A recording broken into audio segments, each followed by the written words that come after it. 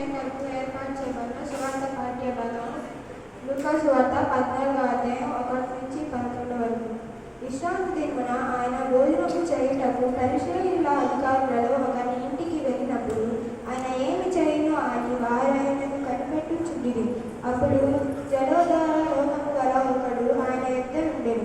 యేసు విశ్రాంతి దినమున స్వస్థపరచుట న్యాయమా కాదా అని ధర్మశాస్త్రోపదేశులను పరిసయ్యులను అడుగగా వారు ఊరకుండిరి. అప్పుడు ఆయన వారిని చేరదీసి స్వస్థపరిచి పంపివేసి, మీలో ఎవని గాడిదైనను ఎద్దు అయినను గుంటలో పడిన ఎడల విశ్రాంతి దినమున దానిని పైకి తీయుడా అని వారిని అడిగారు. ఆ మాటకు వారు ఉత్తరము చెప్పలేకపోయింది.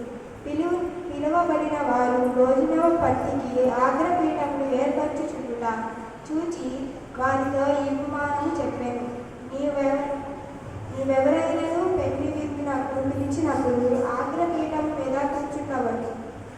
ఒకవేళ నీకంటే గణితుడు అతని చేత పిలువబడగా నిన్ను అతన్ని పిలిచిన వాడు వచ్చి ఇతనికి చోటిమ్మని నీతో చెప్పాను.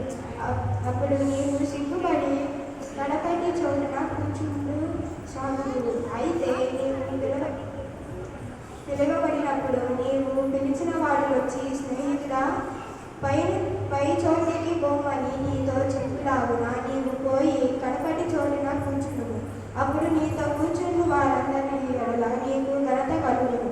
తాను హెచ్చించుకొని ప్రతివాడు తగ్గించబడను, తాను తగ్గించుకొని వాడు హెచ్చించబడనని చెప్పాను.